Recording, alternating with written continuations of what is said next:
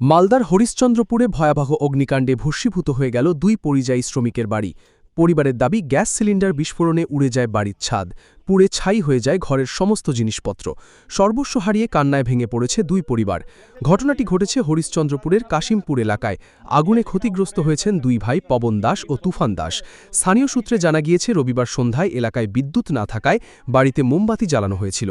অভিযোগ, অসাবধানতাবশত প্রথমে পবন দাসের বাড়িতে আগুন লাগে। মুহূর্তের মধ্যেই সেই আগুন পাশের বাড়িতেও ছড়িয়ে পড়ে। দাউ দাউ করে জ্বলতে থাকা আগুনের মধ্যেই বাড়িতে থাকা গ্যাস সিলিন্ডারে বিস্ফোরণ ঘটে। বিস্ফোরণের তীব্রতায় উড়ে যায় ২ বাড়ির ছাদ। আতঙ্ক ছড়িয়ে পড়ে গোটা এলাকায়। খবর পেয়ে স্থানীয় বাসিন্দারা আগুন নেভানোর কাজে হাত লাগান। পরে তুলসীহাটা দমকল কেন্দ্রের একটি ইঞ্জিন পৌঁছে আগুন নিয়ন্ত্রণে আনে। তবে ততক্ষণে বাড়ির সমস্ত আসবাব, জামাকাপড় ও প্রয়োজনীয় জিনিসপত্র পুড়ে ছাই হয়ে যায়।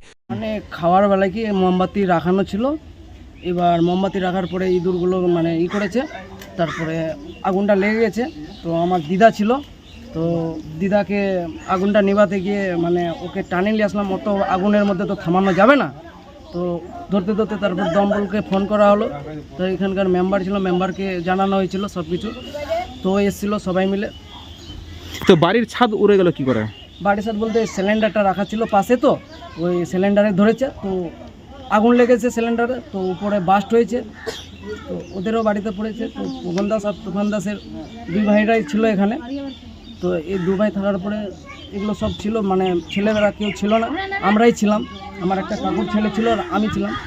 তারপরে সব কিছু হওয়ার পরে দেখছি বৃষ্টি আসলো, তারপরে সবাই আসলো, তারপরে একটু থামথুম হয়েছে। কি ক্ষয়ক্ষতি হয়েছে বাড়িতে? কাপড় ছিল, সোনা চাঁদি ছিল, তারপরে 35,000 টাকা ছিল, এগুলো ডেক লেয়া সব কিছু, এগুলোই সব ক্ষতি হয়েছে। কিছু বাঁচাতে পেরেছিলেন? কিচ্ছু বাঁচাতে পারিনি, সব নষ্ট হয়ে গেছে। মোমবাতি রেখেছিল, ওই মোমবাতি গ্যাসের কাছে যে আগুনটা লেগে গেছে। তারপরে কি হলো? তারপরে সব জ্বলছে, চলে টলে, তারপরে দমকল আসলো, সব এসে টোসে করলো, বন্ধ করলো আগুন। গ্যাস সিলিন্ডার কি ব্লাস্ট হয়ে গেছিল? হ্যাঁ, ব্লাস্ট হয়ে উড়ে পড়ে গেছিল।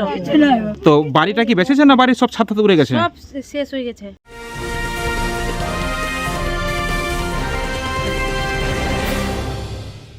ক্রিয়েটিভ ক্যারিয়ার শুরু করতে চাও? জয়েন করো arena animation Barrackpore. Graphics, motion graphics, animation, VFX, AI সব কিছুই এক জায়গায়। Admission open, call now. সোমবার ক্ষতিগ্রস্ত পরিবারগুলির পাশে দাঁড়ান তৃণমূলের জেলা পরিষদের সদস্য বুলবুল খান। তুফান দাস, পবন দাস, আর তাদের বাড়িতে রাত্রেই আমাকে পূজন কিন্তু রাত্রেই ফোন করেছিল, প্রচুর রাত্রে, এখানকার মেম্বার। তো যাক, সকালে সে মতো আমরা হাজির হয়েছি, দেখলাম সর্বস্ব হারা, কিছুই নেই বাড়িটা, তো দেখতেই পাচ্ছেন মাটির বাড়ি। তো যাক, আমরা যতটি হেল্প করার আমি তো করলাম, আর আশা রাখি কি ছাদ ঢাকার ব্যবস্থাটা, যেটা অ্যালবাস্টার হোক, টিন হোক, যেই দিয়ে আমরা চেষ্টা করব কি আমরা যেন তার পাশে দাঁড়িয়ে এই ঢাকার ব্যবস্থাটা অন্তত পক্ষে করি। যেহেতু এখন বৃষ্টি কখন আসছে না আসছে, পরিষ্কার পরিচ্ছন্নতা করুক, একটা পলিথিনও দিলাম, জায়গা সে করুক। আমরা আছি পাশে, মানুষের পাশে আছি। এলাকায় এখনও আতঙ্কের পরিবেশ অব্যাহত। তনুজ জৈনের রিপোর্ট, নিউজ বেঙ্গল টুডে।